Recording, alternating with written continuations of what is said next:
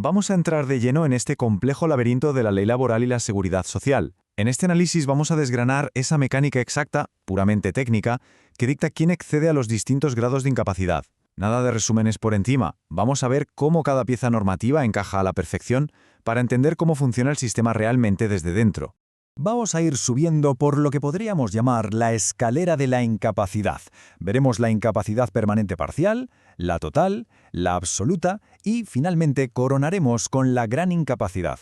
Y todo esto basándonos estrictamente en el documento oficial, en la propia ley de la seguridad social. Es la única forma de esquivar mitos. Vamos a traducir toda esa densidad técnica a conceptos supercristalinos, porque entender estas líneas tal y como están redactadas es literalmente la clave para dominar la materia sin caer en interpretaciones engañosas. Con esa base damos el salto al primer peldaño, la incapacidad permanente parcial, o IPP. El detalle clave aquí es el porcentaje que marca la ley. Se exige una disminución que no sea inferior al 33% en el rendimiento normal para la profesión habitual. Hay una merma, sí, pero, y ojo a este matiz que lo cambia todo, esto no impide realizar las tareas fundamentales de ese mismo puesto. Por eso mismo, el sistema no da una pensión mensual vitalicia, sino que abona una indemnización de pago único equivalente a 24 mensualidades de la base reguladora. Y además, es 100% compatible con seguir trabajando exactamente en lo mismo. Pero cuidado, porque aquí asoma la primera trampa legal, sobre todo para los trabajadores más jóvenes. Imaginemos a un menor de 21 años que cae enfermo. La matemática de la ley exige literalmente sumar dos cosas: la mitad de los días transcurridos desde que cumplió 16 años hasta la baja, más el plazo máximo de incapacidad temporal, que son 545 días. En la práctica, esto es una auténtica locura. Exigir de golpe 545 días de cotización obligatoria a alguien que apenas empieza su vida laboral es un filtro altísimo que deja a muchísimos jóvenes totalmente desprotegidos. Subimos la intensidad y pasamos al segundo escalón, la incapacidad permanente total. A diferencia de la parcial, aquí la inhabilitación sí es completa para las tareas fundamentales de la profesión de siempre. Es decir, las puertas de ese oficio habitual quedan cerradas a nivel legal. Sin embargo, el legislador asume que todavía quedan aptitudes residuales, así que la ley permite e incluso fomenta que se trabaje en una profesión completamente distinta a la que causó la baja. Y justamente aquí tenemos otra encrucijada legal importantísima. Por defecto, esta pensión concede el 55% de la base reguladora. Pero, a partir de los 55 años, si está difícil encontrar un nuevo empleo, se puede pedir la total cualificada. Esto inyecta un 20% extra, llegando a un 75%. La letra pequeña.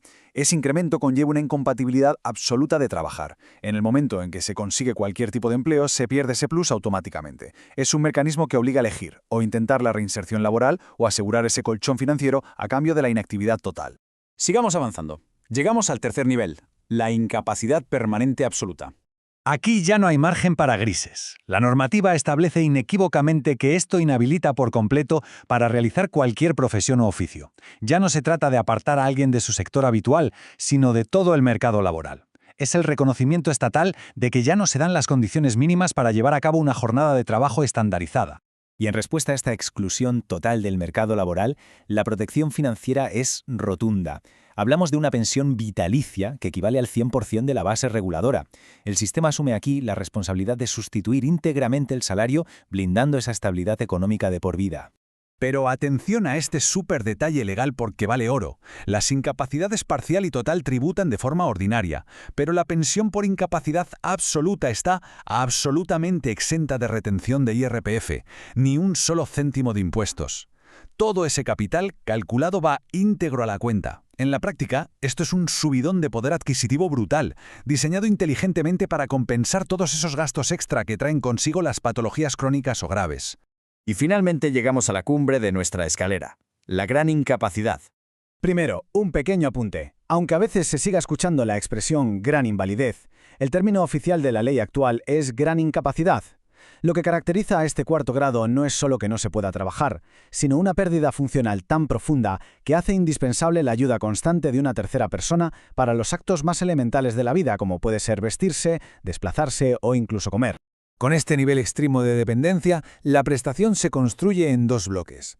Primero, la pensión de la incapacidad absoluta, ese 100% de la base reguladora. Y segundo, se le suma un complemento económico pensado exclusivamente para ayudar a costear a ese cuidador. Y siguiendo con las ventajas fiscales del grado anterior, el total de esta prestación, incluido ese enorme complemento, sigue estando totalmente exento del pago del IRPF. ¿Y de dónde sale la cifra exacta de ese complemento económico? La fórmula matemática de la normativa es fascinante. Se calcula sumando dos partes. Por un lado, se coge el 45% de la base mínima vigente, y a esa cifra se le añade el 30% de la última base de cotización del trabajador. Se suman esos dos valores y ya tenemos el complemento. Y como red de seguridad, la ley marca que el resultado de esta fórmula nunca, jamás, podrá ser inferior al 45% de la pensión principal. Todo medido al milímetro.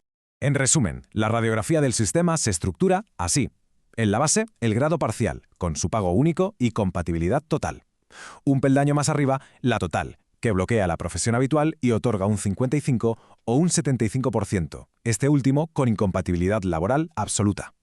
En el tercer nivel, la absoluta, cerrando el mercado laboral, pero entregando un 100% libre de impuestos. Y en la cima, la gran incapacidad, con ese complemento matemático exacto para cuidadores e igualmente exenta del gravamen del IRPF. Después de repasar este laberinto, viendo exigencias tan estrictas como sumar 545 días a jóvenes menores de 21 años o esa incompatibilidad de trabajar si se quiere cobrar el 75% en la total, toca hacerse una pregunta final. Está claro que el ordenamiento blinda económicamente a los grados más altos, pero, viendo toda esta maquinaria de fórmulas condicionadas y trampas legales, ¿está el marco legal realmente estructurado para proteger de forma fluida a quienes han perdido la salud? ¿O se ha diseñado más bien como una compleja carrera de obstáculos que los más vulnerables deben superar? Es una reflexión técnica que merece la pena dejar resonando. Muchísimas gracias por seguir este análisis y nos vemos en el próximo encuentro para seguir arrojando luz sobre lo complejo.